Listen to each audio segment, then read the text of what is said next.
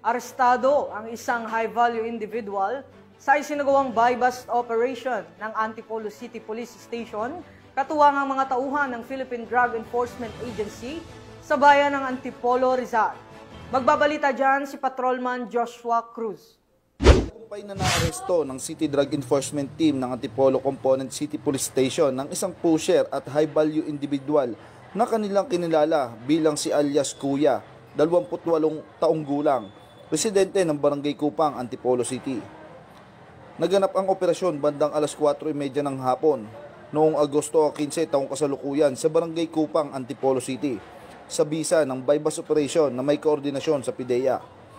Nakumpiska mula sa sospek ang tinatayang 25 gramo ng hinihinalang shabu na nakapaloob sa 3 heat-sealed transparent plastic sachet na may halagang humigit kumulang na 170,000, isang pirasong 500 peso marked money at isang coin purse.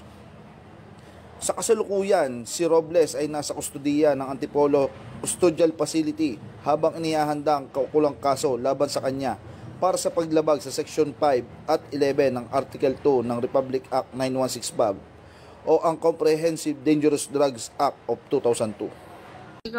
Mula dito sa Calabarzon, ako po ang inyong Police News Network Correspondent, Patrolman Joshua Cruz, alagad ng batas, taga-taguyod ng Balitang Pulis.